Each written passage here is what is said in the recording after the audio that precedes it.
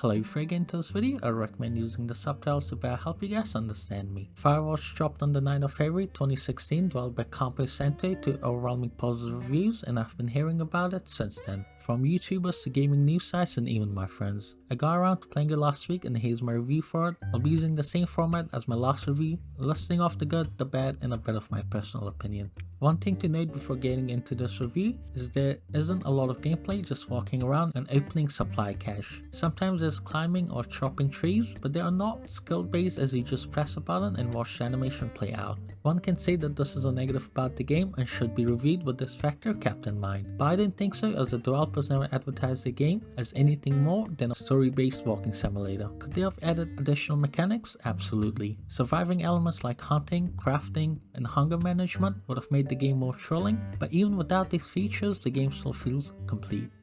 Don't worry, there will be no spoilers in this video. The story itself is the main selling point of the game, so it should be to no one's surprise that it's good. But you'll be shocked to find out how many games fail at it, but not Firewatch, as it's not only an excellent written story, but also a beautifully dissected one. So how does a game that barely has any gameplay manage to get carried solely by its story? Through building suspense, unlike most other media that people overhype, the story of this game isn't considered good because of its plot twist.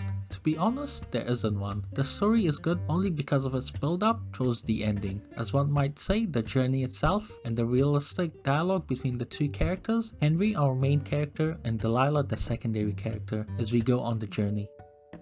They built the game's atmosphere through its cartoonish art style, which also helps with its timeless graphic, as it still looks good despite coming in 2016, which can't be said even for some AAA games. The game's cartoonish art style also helps them to exaggerate the color palette without worrying about it looking real. The color palette truly builds a dreamy experience while playing. Furthermore, songs that play during the game are another way the developers build the atmosphere, as the songs aren't so calm that it ends up being on the nose, but also not upbeat, as they find a good balance and use it sparingly.